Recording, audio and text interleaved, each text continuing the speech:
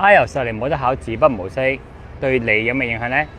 最近有關 IELTS 嘅消息，我相信有啲朋友都聽過，就係 IELTS 咧喺2026年中開始咧就會逐漸移除 paper base 嘅模式，就慢慢咧將佢變成 computer base， 即係用電腦考嘅模式。咁當然唔同機構咧會有唔同嘅時間表。咁簡單介紹一下，咁其實 IELTS 咧係一個英文能力嘅測試，全寫係 International English Language Testing System。咁佢唔係唯一一個英文能力測試，但係咧佢係一個比較普及嗰個。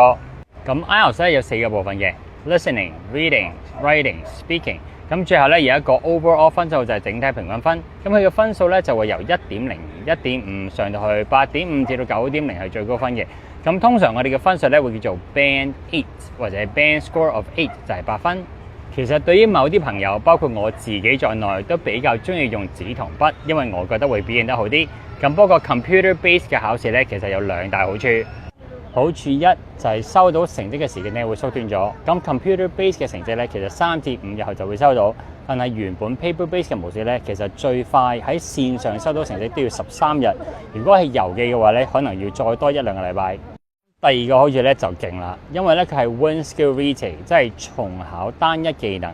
咁傳統 paper base 嘅考試咧，如果你每一個部分，譬如話要求係5.5，咁但係你 reading 得5.0，如果你要重考嘅話，其實你要4個部分全部重考。咁但係你諗下，如果你之後再考，但係譬如話你 writing 變咗低分嘅話，咁你就要全部都再重考過，因為係冇得合併2至唔同嘅考試嘅成績嘅。相反，如果考 computer base 嘅 IELTS 嘅話咧，你可以只係補考單一個部分，即係話如果 reading 分數唔夠，你可以補考 reading， 而其他部分咧就唔再需要補考啦。之後其實喺 writing 呢一個環節裏面咧，我哋係有例外嘅，我哋可以選擇 writing on paper， 即係選擇用紙筆寫作。不過咧有2樣嘢要注意嘅。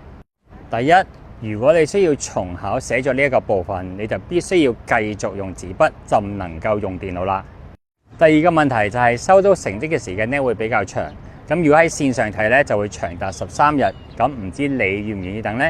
因為我自己就覺得等成績嘅時間係最痛苦嘅。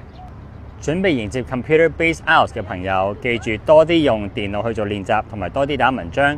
咁其實 reading 部分用電腦我都覺得 OK 嘅，因為咧你係可以用隻 mouse 去幫你 highlight 一啲唔同嘅資訊。聽完呢啲 IELTS 資訊嘅朋友，唔知喺呢一刻你會比較喜歡 paper based 定係 computer based 嘅 IELTS 咧？